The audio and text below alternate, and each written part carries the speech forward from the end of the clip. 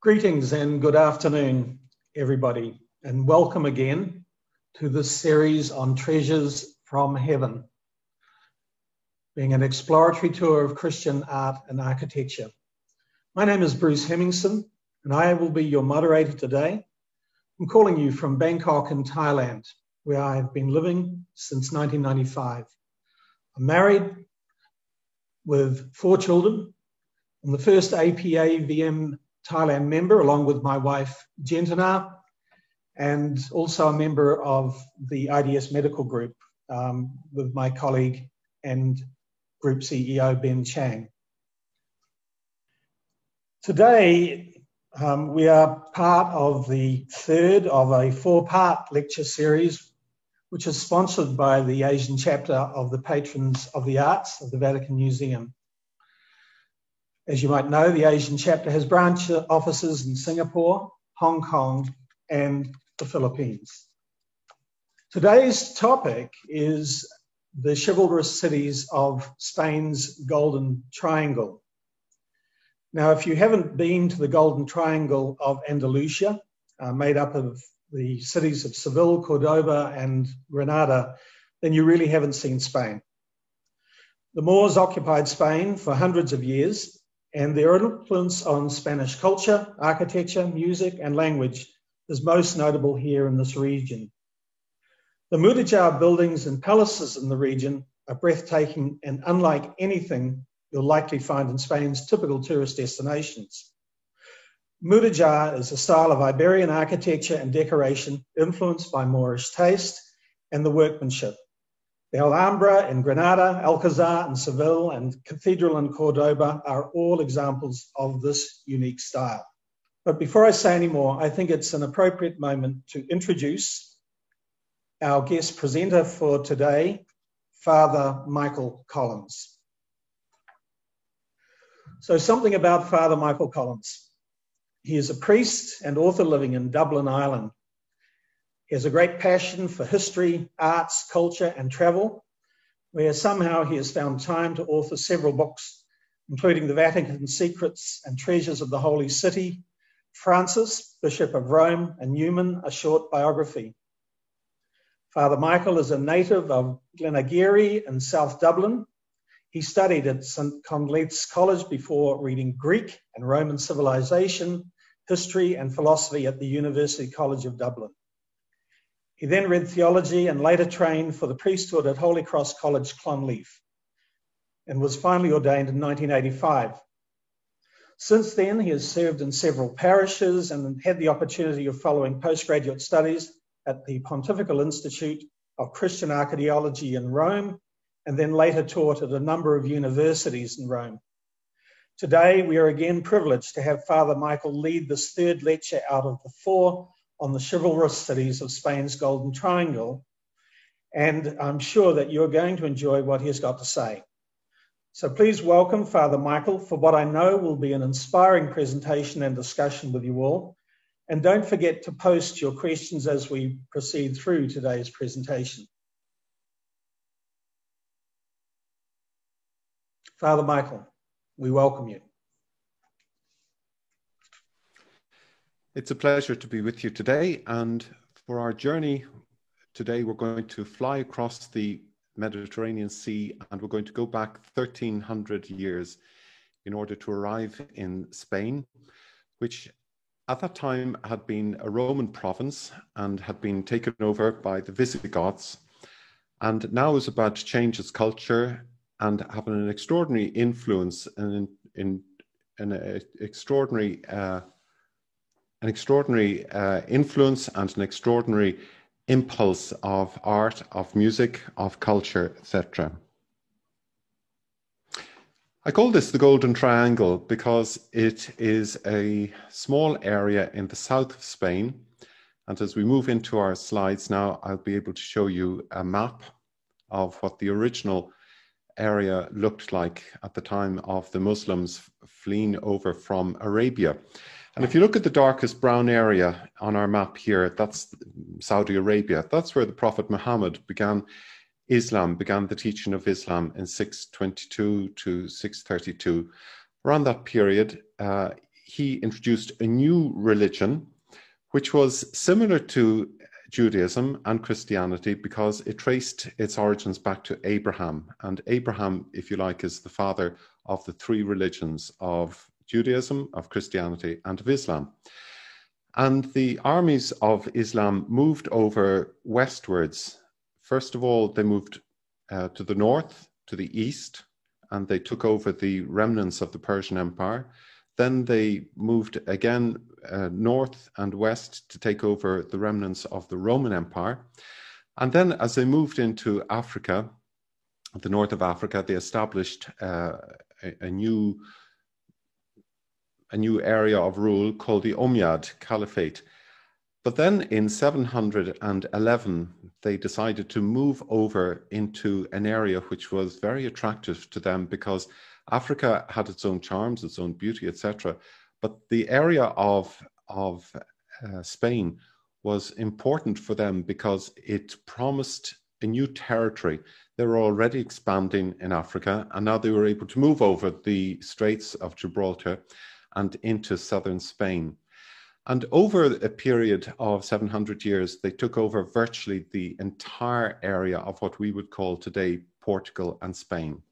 Now, 2,200 years ago, it had become a Roman province, and it was entirely Roman, part of the western part of the empire.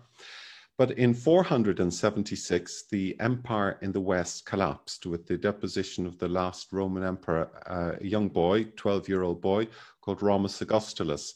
He was deposed, and then there was an enormous vacuum created in what we would call Central Europe in today's terms. And we're now at the terminus, the Atlantic terminus of that area in Spain. The Visigoths were a German group, a German tribe, which had moved from the north of Europe. They'd moved southwards, perhaps attracted by the weather, perhaps attracted by the food, who knows. But they wanted new space, and they moved across the Pyrenees through France into Spain, and they took over that whole area. Now, the Muslims arrived, therefore, in 711, and of course, you can't just arrive somewhere and expect everybody to just open up their doors and say you're very welcome. There was a battle, the Battle of Guadalete, and the king at that time, Roderick, had been conquered and had to surrender that whole area. Now, the interesting thing was, at that period, from about the 2nd century to the period we're talking about, the 5th century, Spain was largely Christian. The new arrivals, of course, were Muslim. This was an Islamic expansion. So therefore, the new arrivals, who had actually, when they were sweeping across the northern part of Africa, they'd actually absorbed Berbers and other tribes who converted to Islam, because this was the new kid on the block, if you like, and they wanted to come up and establish a new area.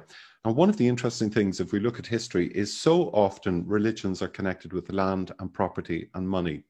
So if you're on the winning slide, you want to move over, you want to get your opportunity to see whatever you can establish. And therefore, if we see King Roger Ricard on our left-hand side converting, but then look at the maps on either side, you'll see by the end of the 8th century, virtually the whole of Spain had become an emirate of Cordoba. And Cordoba was one of the towns which we're going to see, which was very important in establishing the move of an administration, setting up a new language, setting up a new way of administering, of taking taxes. And taxes, of course, are terribly important.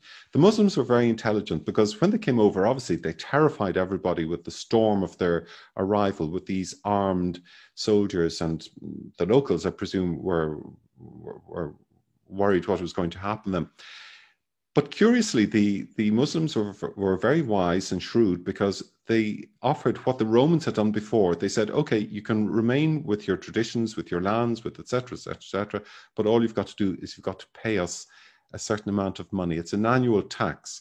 So therefore, it made a lot of sense. The new rulers were able to allow the people continue on in their work. They were able to do what they had been doing for centuries before. And then all they had to do was come every year and offer a general tribute. And here we have a tribute being received. The tribute then was put into the coffers, and then the new rulers were able to make these people work for them. And yet at the same time, the locals were very glad to work for them because they felt they were getting protection. So it was a little bit of a protection racket, not a very happy one, but nevertheless, it was to lay down the foundations of the Arab world, which we see today. Now, I mentioned Cordoba was the first place where the Umayyad Caliphate set up its headquarters. And this became a very important area because it allowed them access to the sea. It wasn't very far from the sea.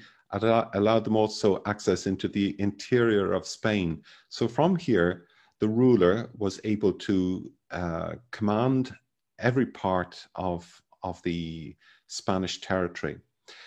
I've chosen here just to concentrate on the art rather than the history, because the history is extremely complex, as you could imagine, and trying to fit it into 40 minutes would be more than anybody could do.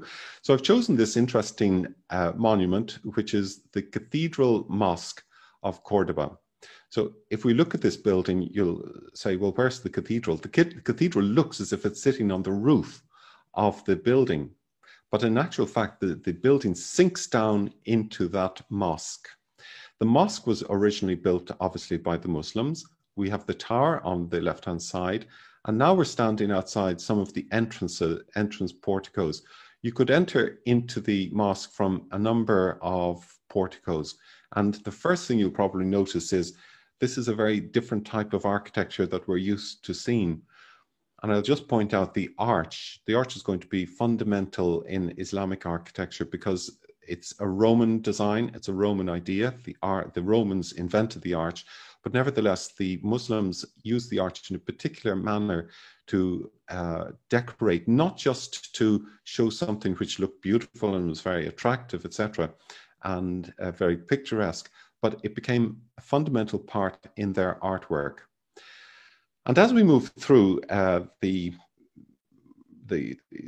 building of the mosque at Cordoba, we'll find that the cathedral is at the very center, but we have to approach the cathedral from the mosque because the mosque still remains. So in the 15th century, the mosque was taken over by the new king and queen, Christian queen of Spain, Ferdinand and Isabel, and they converted it into a church. So at the moment, there's a big argument going on in Spain whether it should revert to being a mosque.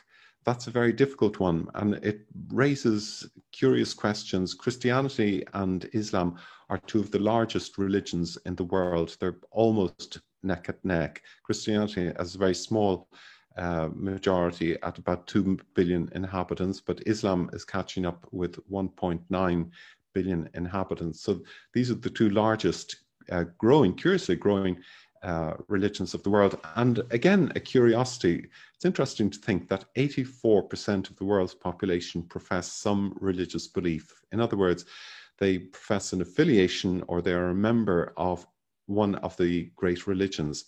So that leaves around 16% of the population who are undecided, agnostic or atheist. That doesn't mean to say that they're on principle, they don't want to belong to a religion, but it's just through their own personal circumstances. They haven't become a member of any of these great faiths. I mentioned that the architecture was fundamental, and here I've found a little cartoon of the construction of a typical building, such as the mosque in Cordoba, which would date back to about the 8th century. And we find our little chap drilling away. You might wonder what he's doing. He's actually carving a capital, and curiously enough and interestingly enough, he's using the old Roman style of artwork. In the background, we have the construction of the pulleys and of the framework for the arches. So you can see this is the way that the workmen would build from the ground upwards, and then they made a wooden arch frame, and then into that they slotted in their bricks. And then that meant because the bricks were carrying the weight and spreading the weight across the building, that meant that you could have large open spaces just supported by very thin columns. And here is an example of what I mean. As you enter into the Mezquita Cathedral, into the Mosque Cathedral, you'll find in this part, we're actually in the mosque itself. So this was the entrance that a Muslim would have come into in the 7th, 8th, 9th, the 8th, 9th and 10th centuries onwards. They would have prepared for their prayers and they had space to pray. And if you look on the right-hand side, you'll find this is an overview, an architectural plan for the cathedral Mezquita itself.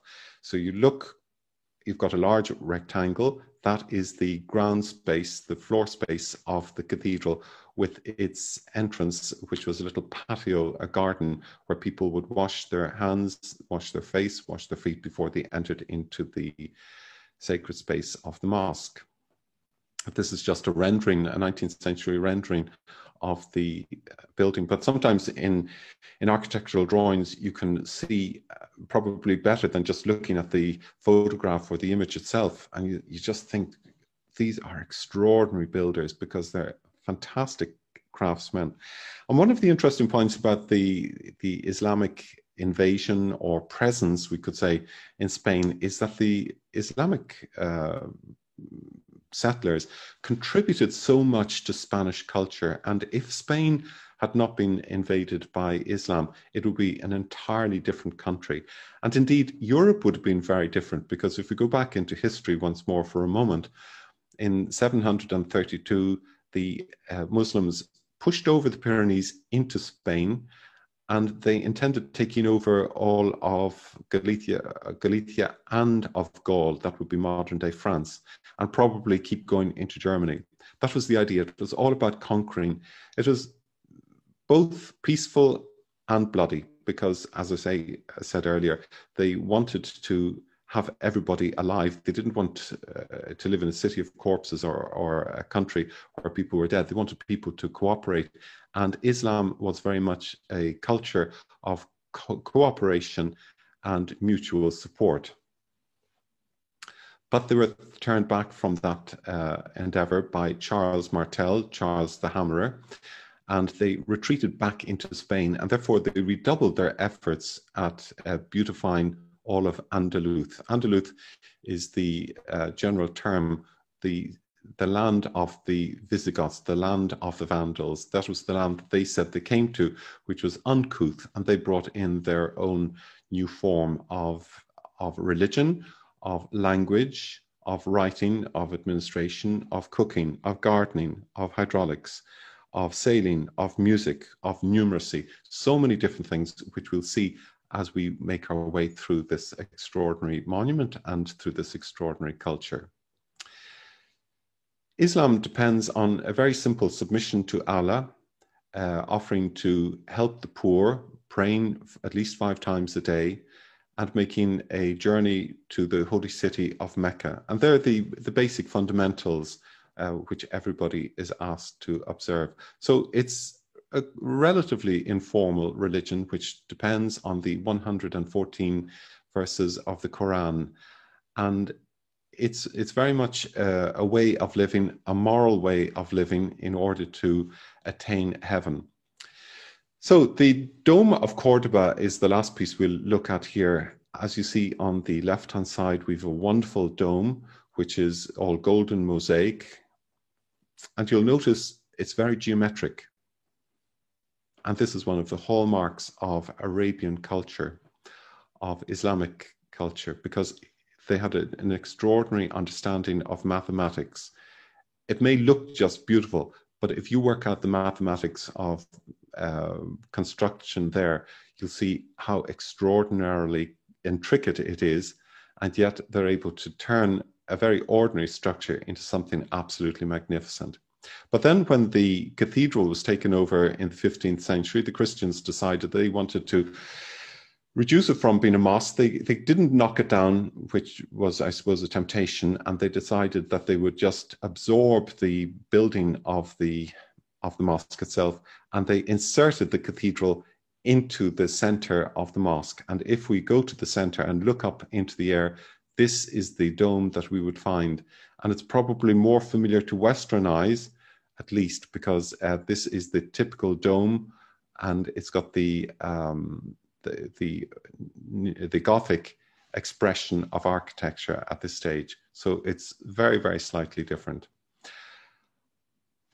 again, I mentioned some of the things that the Islamic world brought to Spain and as a result to different parts of the Mediterranean. One of the important people was a man called Averroes ibn Rushd, who lived in the 12th century, a native of Cordoba, and he was regarded as a great philosopher. But interestingly, of course, in those days, you didn't just say, well, I'm going to become a philosopher, I'm going to go to university. And even though universities were established at that stage, that wasn't one of the subjects really offered. You had to learn mathematics, you had to learn language, you had to learn rhetoric, you had to learn music, you had to learn writing, all these various different skills. And that would allow you become a thinker.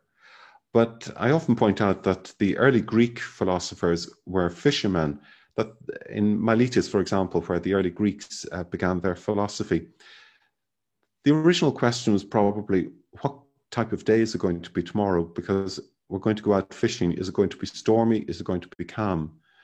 Is it going to be a low tide or a high tide? All these different types of questions. Now, they then would lead you into questions about, where does the sun come from? Does the sun go around the earth? Does the earth go around the sun?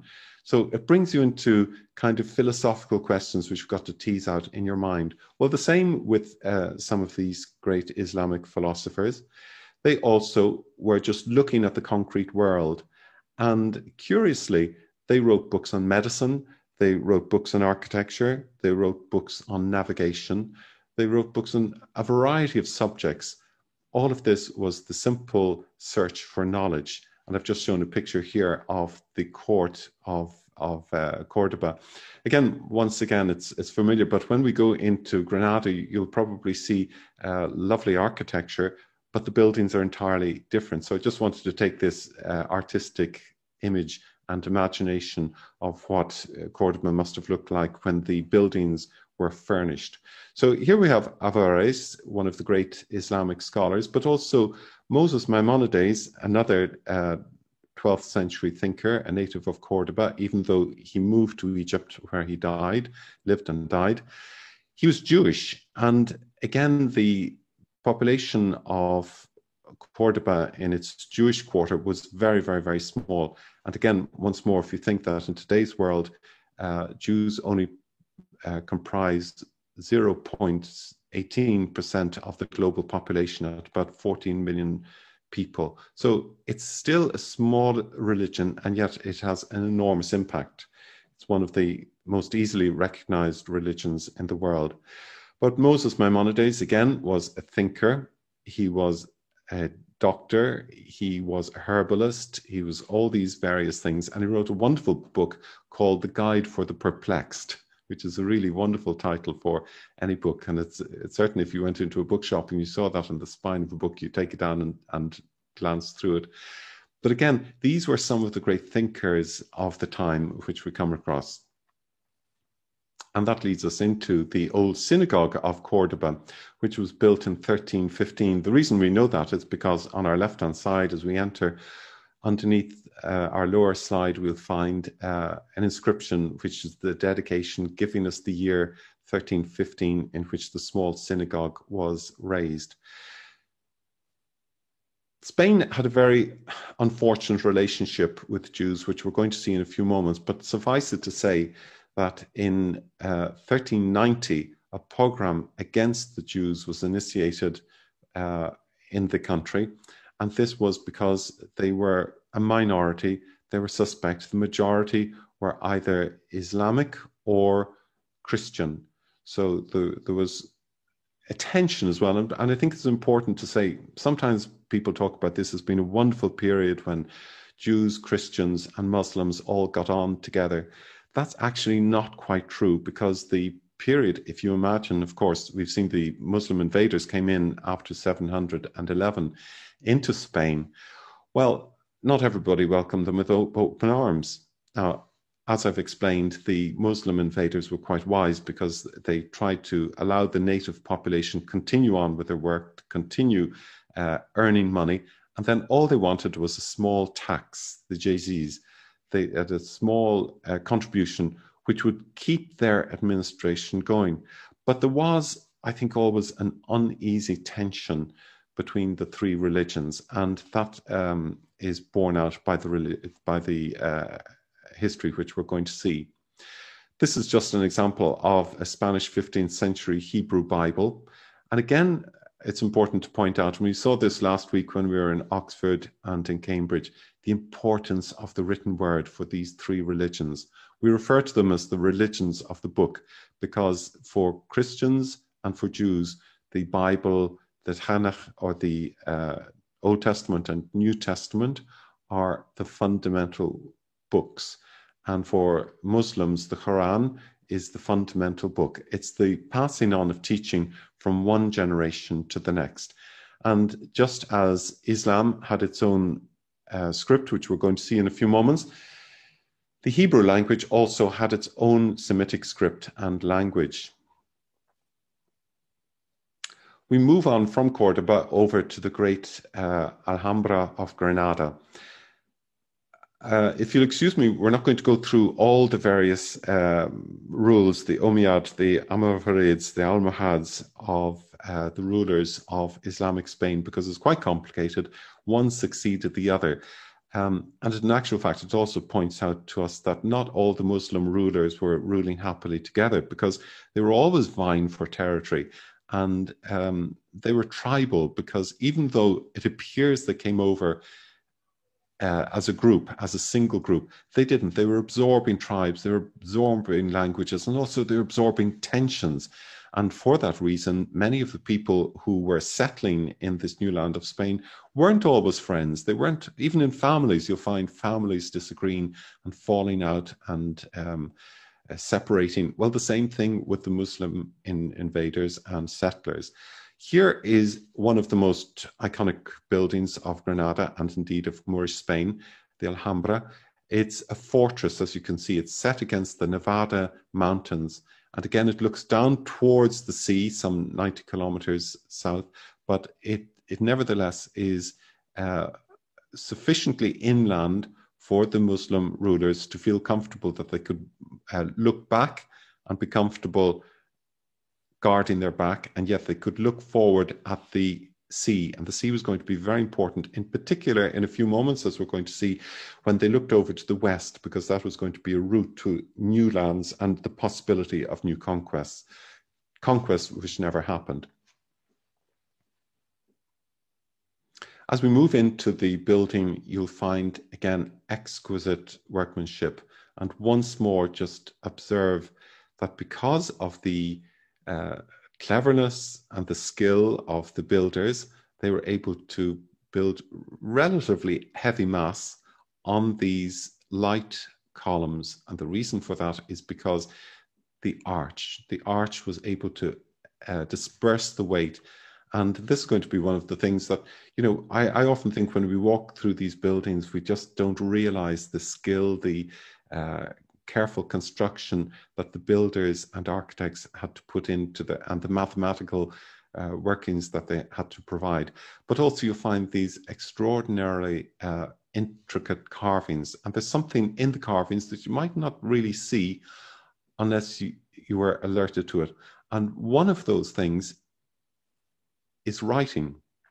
So there's extraordinary decoration on these magnificent columns. At first, they just look like squiggles. The only way you can understand what they mean is if you look on our right-hand side, and you'll find two examples of Arabic writing. The lower one, of course, is the famous Blue Quran made in North Africa on blue-dyed ink with golden writing. And again, it shows you the value that all these people put on the sacred writings. And therefore, all over the Alhambra of Granada, and indeed in many of the buildings, you'll find writing on the wall, writing carved in every single area.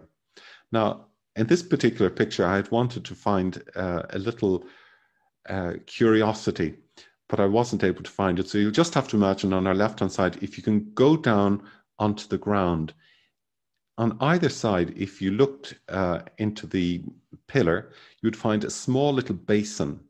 And during the very, very hot and almost suffocating summers in Granada, the rulers were going to be very, very uncomfortable. So therefore, the servants were continuously pouring cold water into these little marble basins.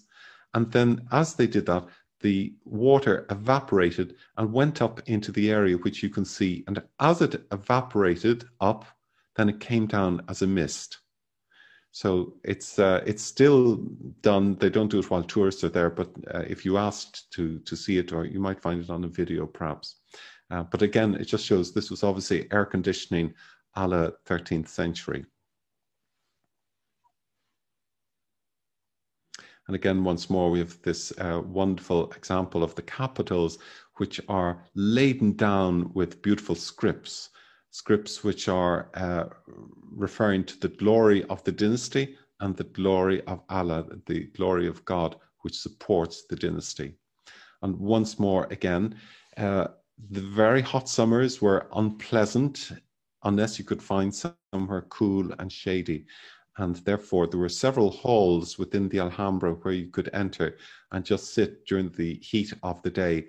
And look, here we are in a room, and this view shows us into the stuccoed ceiling where the windows are. And that's a curious thing, because the windows were always left open. They were never sealed or closed, not even with wooden lattices. And the reason for that is because in the summer period, air could stream through the area of the cupola, which was always refreshing. So therefore, air could enter in through the doorway at ground level and then could rise up. The hot air rose to the top and then was expelled through the top.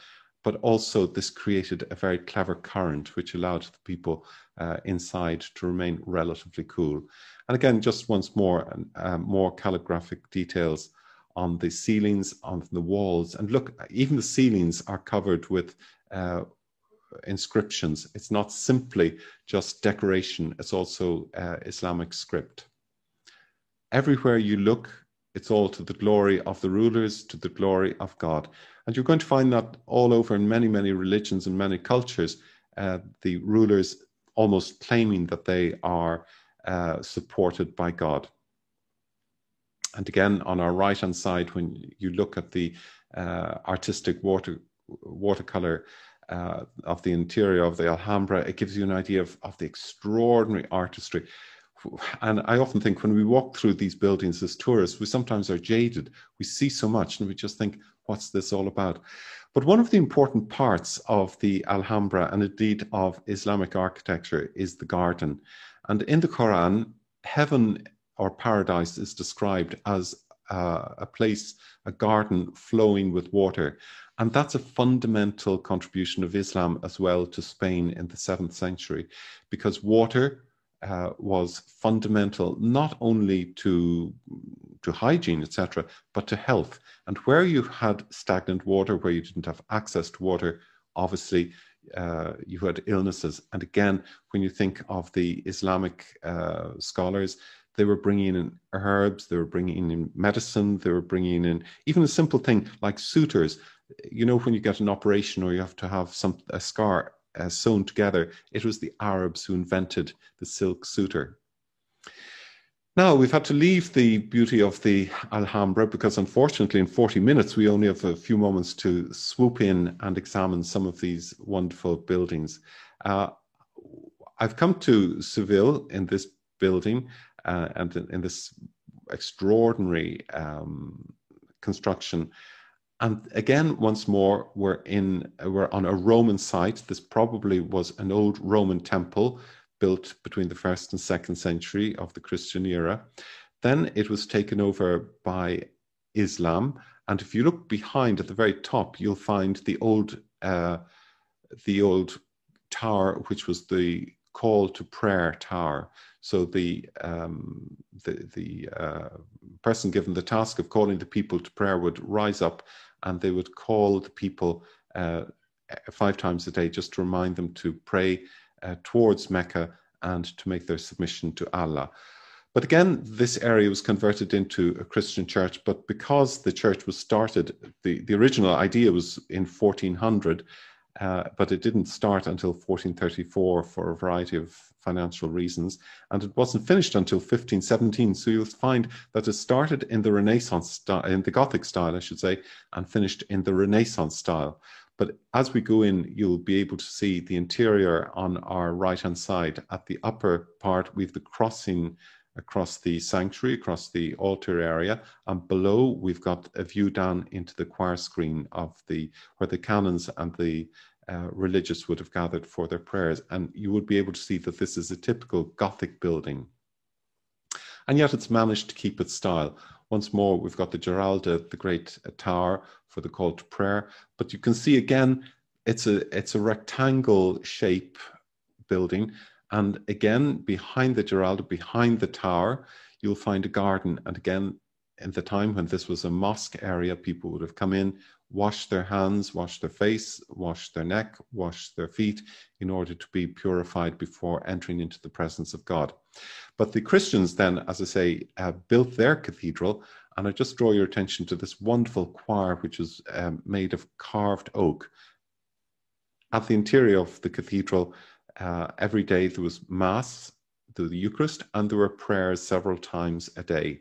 So we can just see the wonderful rose window, similar to the rose windows which we saw in the cathedrals of Notre Dame and Chartres a couple of weeks ago. And again, I draw your attention to the bottom slide on our right-hand side, that enormous wooden carved altarpiece, which is gilded with gold. So gold leaf has been applied to that, and the gold is probably one of the early gifts from the New World, which we're going to come to in a few moments. In 1492, the Muslims were definitively expelled from Spain. At least they were deposed from the rule, and many of them converted. But also in the same year, 1492, Columbus finally got support from Queen Isabel and King Ferdinand of Castile and Aragon to make a journey towards what he wanted to find as the Spice Islands, a new route and probably a quicker and more economic route to go to the Far East. Now, unfortunately, he read his map incorrectly, and I just make a point in passing that one of the great contributions of Islam in Spain was the Portolan maps, the maps which laid out and tracked the coastland of the Mediterranean, and this was enormously important for trade. But Columbus set off, and as we know in the story, he discovered the Americas. So he headed off in 1492, and he began a series of journeys which carried on for a number of years. The first one, 1492 to 93, and then another journey, 1493 backwards, arriving in 96, and then another journey in 1498 to 1500. And this opened up the Iberian Peninsula, which consisted at that time now of Portugal and Spain. So the two distinct countries separated. Portugal was on the Atlantic side, much, much smaller than Spain, which composed the bulk of the Iberian Peninsula. But nevertheless, this also brought in two important things. It brought in money in the form of gold and raw jewels and gems and pearls, etc. But it also brought in slavery. And that was going to be an important part of the rest of European history for several centuries. When Columbus arrived, he didn't do a very fair exchange. Indeed, there's a whole host of stories about diseases which were introduced both to the New World and to the Old World.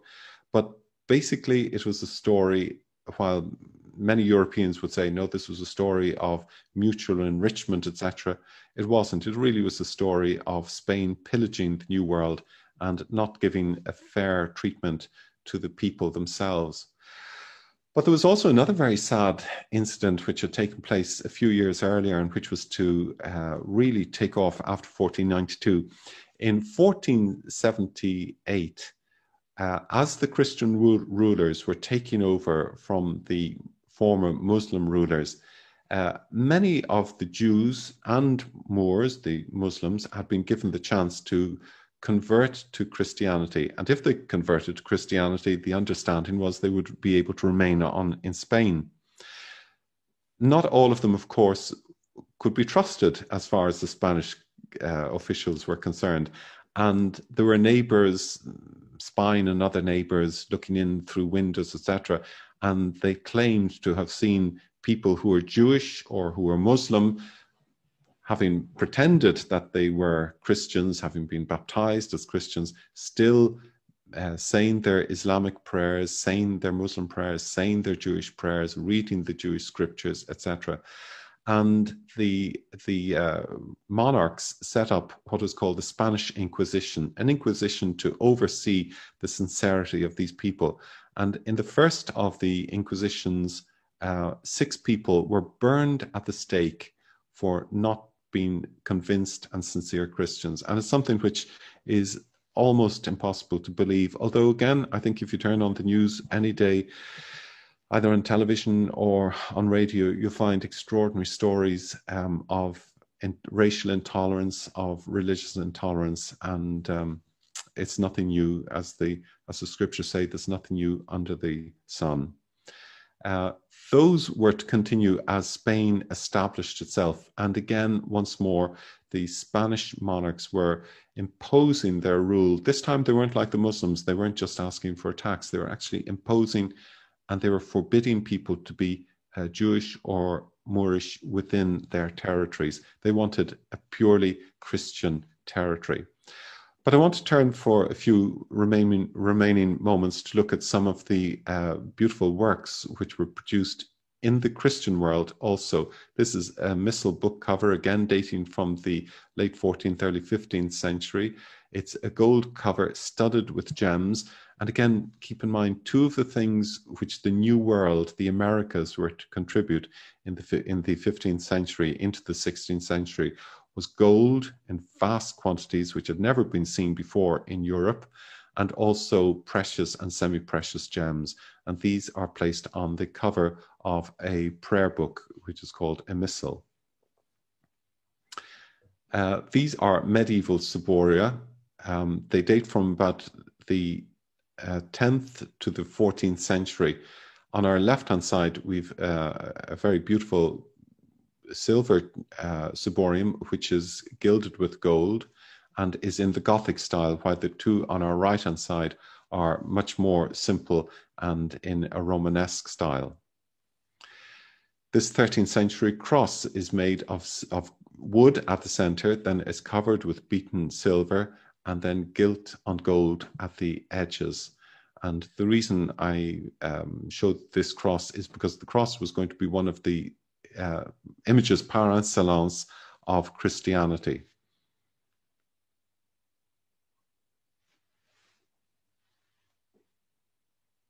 And here we have a similar cross, but this time simply in polychrome painted wood. This is actually from the cloisters in New York. It's a reconstruction of a Spanish abbey. But again, it will give you an idea of what these items were like in situ, because not all of us can go to the places, especially at the moment when we're not allowed travel, but not all of us can see what these places were like in their original state. And if we just look at museums, sometimes we see things as they're laid out in a stall or as they're laid out in a shop. But here we can imagine what it must have been like going back maybe 8 centuries or so, 9 centuries, to see what a medieval abbey looked like. And again, some of the decoration. Here are 2 beautiful olive wood carvings. On our left-hand side is a statue of Mary, the mother of Jesus, with the infant seated on her lap. It's painted, polychrome statue. And these statues were enormously important, both in churches as means of helping private and public prayer, but also they were kept in homes. And on our right-hand side, on our left-hand side was Mary, and Jesus on our right-hand side, I should say, is St. James, who's the patron saint of Spain. And in the 9th century, it was believed that his body was discovered. He was one of the original 12 apostles, and it was believed that his tomb had been discovered in Spain, where it had been brought through a variety of circumstances, which we won't go into just for the moment. It became the great medieval pilgrimage center, the Way of Santiago, Santiago de Compostela. And perhaps some of you have come across the Way, the Camino, which now hundreds of thousands of people are traveling on once more. It was one of the most important medieval routes. I remember 40,000 people traveled through the city of Burgos per day in the medieval period. 40,000, if you can imagine what that must have been per day. So there's a huge industry of religious tourism, and that is beginning to perk up it's been perking up for the last 40 years or so. And at the center is an interesting piece. It's a pyx for probably holding the Eucharist. It was made by a Christian artist, but it's using Islamic style decoration. And that again is the cross-fertilization which we often find with Islamic art and Christian art, one touching the other, one informing the other. And again, we'll find here a 14th century Jewish Hadad. It's a religious book again. It refers to events in the scriptures. But curiously, you might look at this first of all and say, oh, is this not a Christian Bible? And again, you could be absolutely right for saying so, because it was produced in the time when Christians and Jews were working side by side. Equally, we could say about this ivory. Ivories have been carved from at least the first century of the Christian era, at least that much. And then they became extremely important and popular and dispersed in the 4th century, right up to about the 13th or 14th century. And here we have simply a Spanish ivory, which is possibly kept at home, a private piece of devotion. A wealthy patron would have asked for this. And it shows at the top, Jesus meeting the 2 disciples on the road to Emmaus after his resurrection. And in the lower panel, and with an expanded version of that on our right-hand side, of Jesus meeting Mary of Magdala on the morning of his resurrection and saying, "Do not touch me yet, because I have not ascended to my Father." Finally, another piece of beautiful artwork, again, a little bit later from the 14th century. This is the time when Christian Spain is reasserting itself over Islamic Spain. And this is a beautiful little statue carved in oak wood. Again, polychrome, it's gilt with gold and it's painted. And it refers to a story that when Mary and Jesus were passing on a donkey, a pear tree leaned over to give Joseph the fruit, so he didn't have to stretch himself very far to take the fruit from the tree. This beautiful piece of work I thought was symbolic as well, because it unites what I've been trying to say in the last few moments of the unification of Islamic art and Christian art. So again, this piece was made by a Christian workman. It could have been a workwoman, I shouldn't say, because I'm not sure, but it was made by a Christian. And the reason we know that is because within the writing at the center are the words Ave Maria, Hail Mary. But again, it's using very much a style which had been popularized in Islam. And again, if you think back for a few moments ago when we were visiting Granada, the intricate work, we don't have the calligraphy, but we find the intricate decorative work. And especially keep in mind, remember back when we saw in Cordoba, the wonderful domed ceiling. Again, this is an example. This is the style that they had developed. And then finally, the fortress of Granada had to be abandoned. The last of the rulers was forced out in 1492 when King Ferdinand and Queen Isabel took over as the rulers, and they set up their capital. They set up their palace in Granada, and this was the place where they wanted to rule from henceforward. And they contributed some buildings as well to the same time, at the same time. And the final painting which we come to is just again an artistic farewell, if you like. This is the submission of the Muslim ruler in 1492. In January of 1492, you see the Alhambra of Granada in the distance on the hill. And at the center, we've got King Ferdinand, flanked by his wife on a white palfrey with a crown and a blue mantle. And this is the moment in 1492 where the Spanish monarchs reconquer, because they didn't call it a conquering, they said it was the reconquering, the retaking of their country back from Islam. But I would contend that the weaving of Judaism, of Islam, and of Christianity has enormously enriched the country and the world. So thank you for your joining with me today, and I think in a few moments we're going to see a little bit more about the questions and answers which might be coming up. Well, first of all, I'll try my best to answer. Father Michael, first of all, thank you very much for a truly illuminating presentation. I do agree with you. It is fascinating to see the merging of both Christian and Muslim religion in the far-flung reaches of Spain. So now at the conclusion of your presentation, we'd like to direct some time towards some questions, if you wouldn't mind. And I'm sure these won't pose any problem at all for you. So the first one I have, obviously taxes took the eye of Sharon Tock, where she's asking, were the conversions to Islam to avoid paying taxes when the Moors turned up? Well, no, not really. That's a very clever question. In actual fact, the Muslims were very, very clever, because they had a small little tax, which I mentioned as one of the 5 pillars of Islam, and that's really a tax to support the poor and people in need. So that, if you like, is almsgiving or giving to charity. But the Christians and the Jews were obliged to pay a separate tax, which was called the jizya, and that tax was a small amount, set differently, but it usually amounted around 10 or 15% of a person's income or what they could afford. Okay, I have a further question here from Jerry Anendo, who is in the Philippines. Father Michael, is there any particular reason that the cities were never renamed after the Christians regained the Golden Triangle area? No, I don't think so. For example, Seville was originally called Esperia in Latin, and then it changed its name under Muslim rule, but it reverted to the name Seville once the Christians took over. So it had a more difficult name, which I can't pronounce, to be quite honest with you, under Muslim rule. But then it reverted to kind of what we would call modern day Spanish, Sevilla.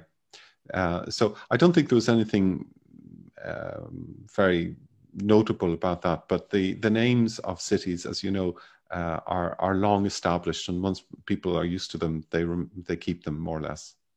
I have a further question from William Chang. He's asking if, and I think you've spent a lot more time than he's proposing, but if I only have a day each for the 3 cities of Andalusia, what would you recommend as the must-see sites of each of these cities, and what are your particular favourites?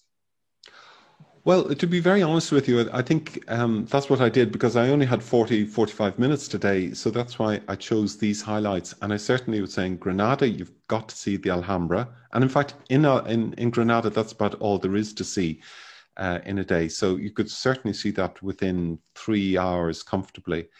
Seville, I would certainly go to see the cathedral, because it's magnificent. But the whole of Seville is just so magnificent. I've been several times, and one of the things I'm really looking forward to when we're allowed to travel again is going back to southern Spain, because I just adore the country so much. And then finally, Granada, Seville, and Cordoba. I think if you went to see the mosque cathedral at Cordoba, it would knock you off your feet. It's absolutely stunning. Probably of the 3, it's the most imposing of the buildings, and it's so atmospheric. It's just wonderful. But if you've only got 3 days, I think they're what you've got to see. But the nice thing, and the reason I chose this and called it the Golden Triangle, is because it really is a set of 3 cities that people go to even if they've only got maybe 3 or 4 days in Spain, it's very easy to get from one to the other. You can go by car in about 90 minutes between each. I think once we're all out of various lockdowns on the planet, it probably is going to be a first place to visit. I've got a further question from Joan Fu Mahoney. She's asking, would you refer to the cathedrals of the Golden Triangle as Arab cathedrals in terms of the Moorish arches and fine calligraphy that you can see there? Especially at Cordoba, yes, absolutely, because it's so curious that Cordoba, the exterior and the approach is the mosque. But then once you go into the very center, it suddenly opens up and you say, oh my God, what am I in now?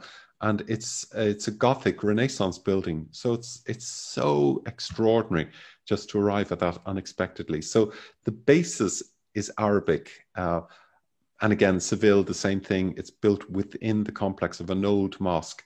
But again, as I showed you in Seville, we've got a Gothic leading into a Renaissance building. So it's a hocus pocus. It's a jumble of styles, which makes it so absolutely fascinating. And I think to cap off, I actually had one question. I think you might have just answered it. Generally, this type of architecture is described as the Mudejar style. Does it refer to any one particular architectural style, or is it a hodgepodge of everybody getting involved? That's a very good question. I'd have to scratch my head and work that one out. I think probably it's basically Moorish. So in other words, I think it's important to remember that all that we have seen in Spain originated in the north of Africa, or even as far away as Saudi Arabia. So in other words, they're bringing in the Arabian context, as I say, through calligraphy, through painting, through art and architecture. But also what they've absorbed as they swept across on the westward journey. They went through, just think, Persia and the Roman Empire were fighting, and Islam took advantage of that and swept through them both. And shortly afterwards, both the Persian and the Roman Empire collapsed. And then they went over through the north of Africa and up into Spain. And what they created in Spain is something absolutely unique. The smells of Spain, as I've mentioned, all the various things,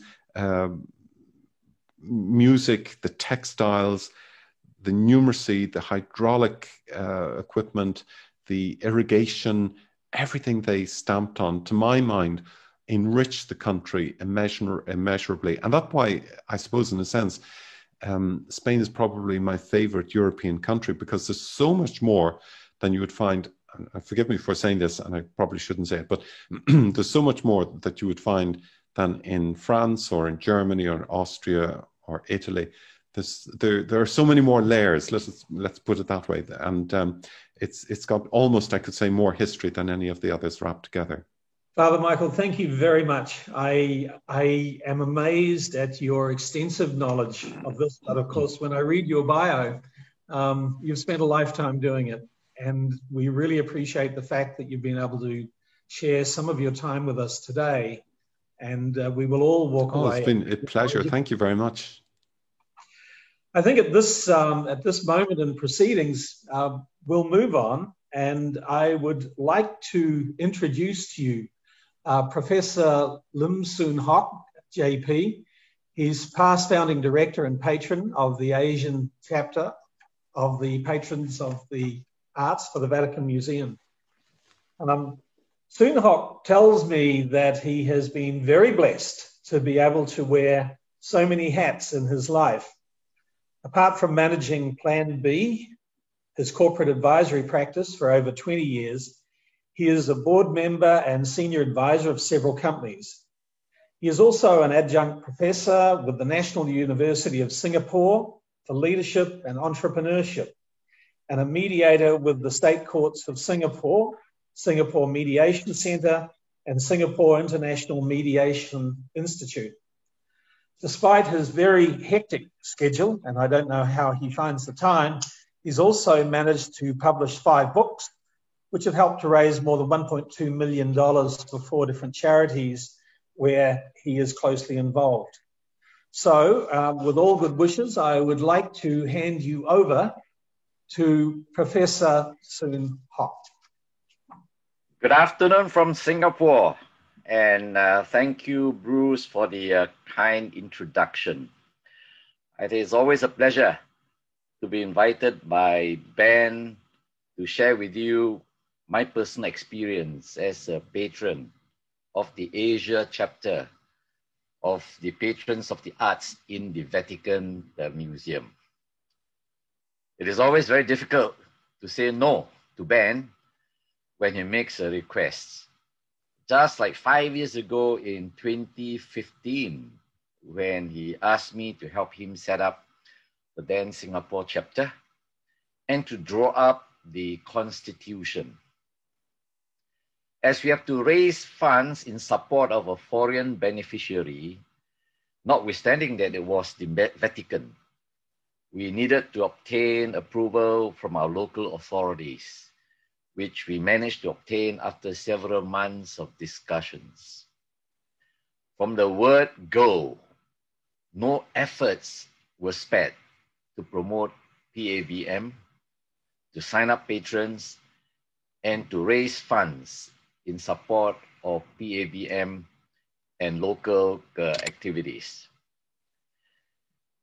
We were very pleased that within the first year, over 60 patrons were admitted, and we successfully raised over $50,000 to sponsor our first restoration, the Great Wall on Silt.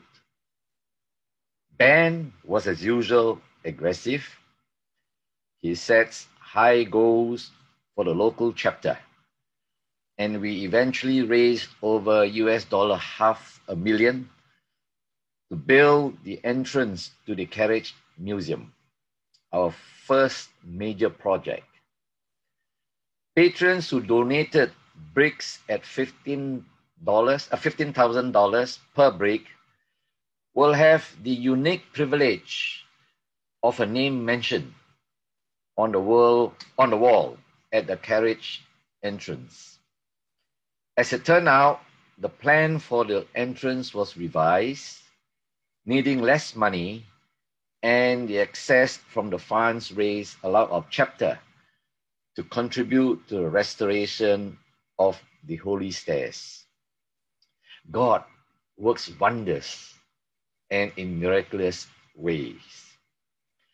Since becoming a patron, I have made 3 visits to the Vatican, organized by our chapter. It was spiritually fulfilling and uplifting, to say the least.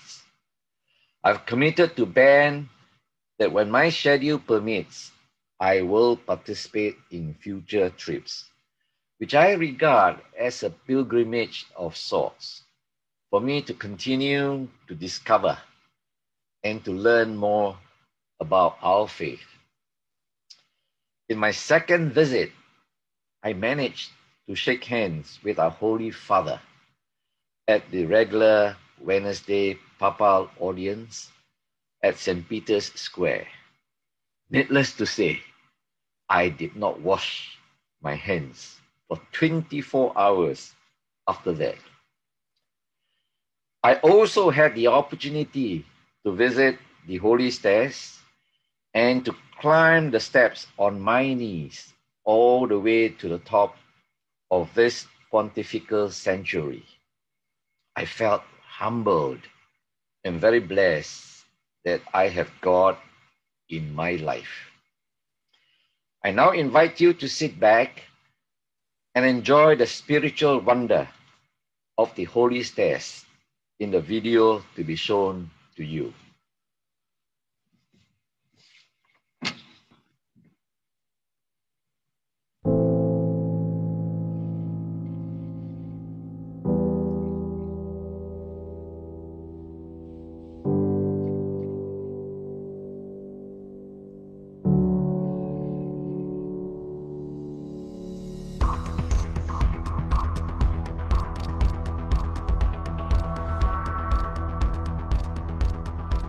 Patrons and friends, we are here at the Holy Stair, emotional moment today. Our restorers are giving the final touches to this major restoration. It took 7 years to be completed.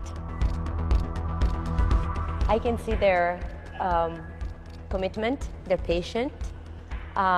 Often they work in very difficult positions and not very comfortable positions, but it has been a great emotion today to see this restoration completed after 7 years of work. I still remember the scaffolding in the central part. I still remember when we were talking with Paolo Violini about the beginning of this restoration, the difficulties, the chapel of San Lorenzo completed. And today it was, the wonderful image I have is the one of the pilgrims climbing up, kneeling on the wooden steps that were restored with the original wood of the 1800s. We gave back this wonderful artwork, this wonderful monument, this wonderful emblem of Christianity to the people. That's the most important thing. And we did that thanks to your help, your support, your commitment. Thank you very, very much. We look forward to welcome you here at the Holy Stair very soon.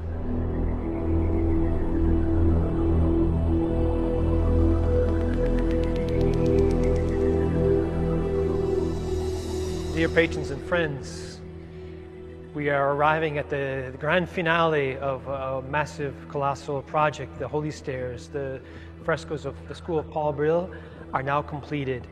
This has been a project that goes back more than 20 years. The patrons' involvement goes back several years. So I'm excited to share with you some of the beauty of this wonderful restoration made possible by all of you, in a particular way to our restoration team at the Vatican. So I'm excited to really just celebrate this victory. Unfortunately, with the pandemic, we weren't able to be here in person, but I want to congratulate all of you for your involvement, for your dedication, for your generosity to make this wonderful restoration project possible.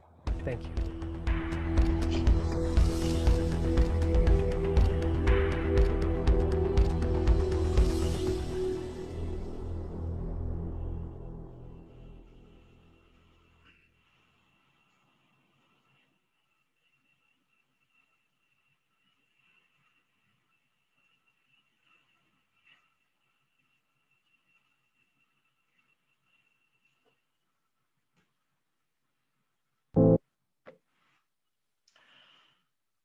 I hope you have enjoyed watching the video as much as I do and are inspired.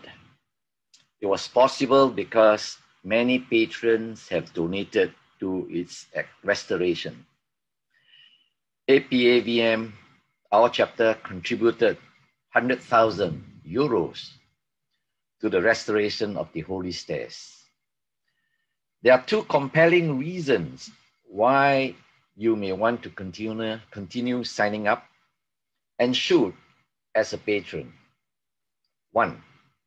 More than art, the Vatican Museum is a repository of history, cultures, and civilizations as depicted and captured by art, which we should preserve for the enjoyment and benefit of future generations.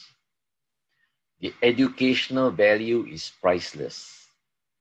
For Catholics in particular, it will enhance and deepen our understanding of our faith as it progresses and evolves over the centuries since the birth of Christ. Much of these were captured in the splendid works of many artists, craftsmen, and artisans, such as Michelangelo, Raphael, etc. 2.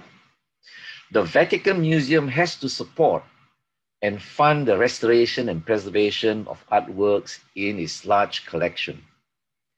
This is because the Vatican City State sustains itself on museums, gasoline sales, and pharmacy and other retail sales. It has no taxation as it has no population to tax. Although the Vatican Holding Company, EPSA, has real estate investments in Rome and elsewhere, and sustains the operation of the new churches, of the Holy See in almost every country and Secretary of State operations, it is separate and autonomous from the Vatican City-State.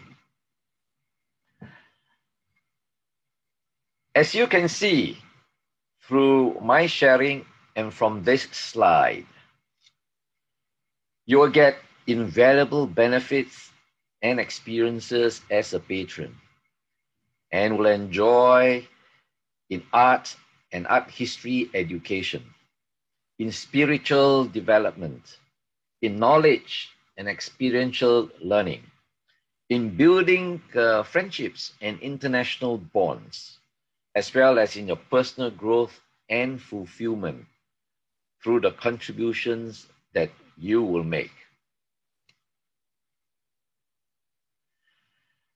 Allow me, therefore, to make a personal appeal to existing patrons to renew their subscriptions, many of which are expiring in December 2020. This is renewal time. It would be wonderful to get more multi-year renewals which are offered at good discounts. I hope I've also touched your hearts of many of our attendees who made time to attend this lecture series. I invite you to join APAVM and to journey with us in our enriching and enlightening endeavor. Many of you attending this lecture series are non-patrons. I urge your support. If you have found the lectures educational and enjoyable, do join APAVM as a patron. As you can see from this slide, the fees are relatively modest. A new corporate membership has recently been introduced. A subscription of US $10,000 offers a 2-year membership for 5 named patrons nominated by a company. The membership is not a company membership per se, but specifically for 5 named individuals nominated by the company.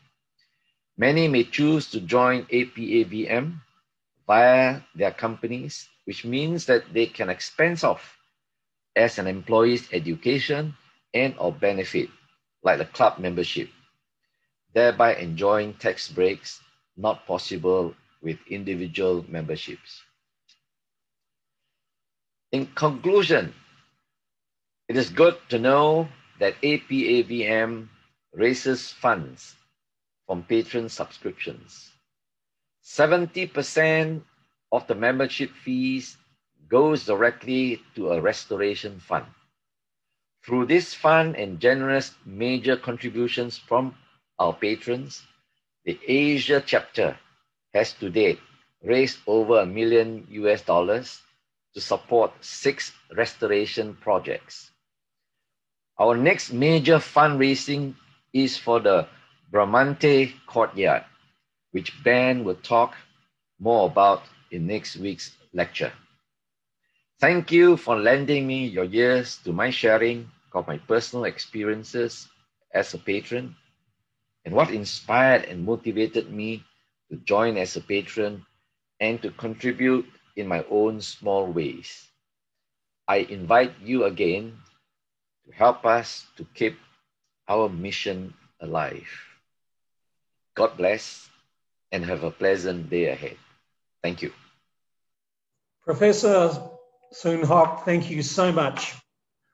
I think every day that I have been a patron, I personally take an enormous amount of joy out of what is a wonderful endeavor to preserve our art, our history, and the journey of mankind through its architecture.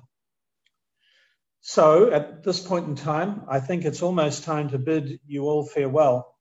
But before we do that, I would like to welcome you all again for the 4th and final lecture next Saturday afternoon at 3:45 p.m. Singapore or Hong Kong time, and to once again enjoy the words of Father Michael on this art history.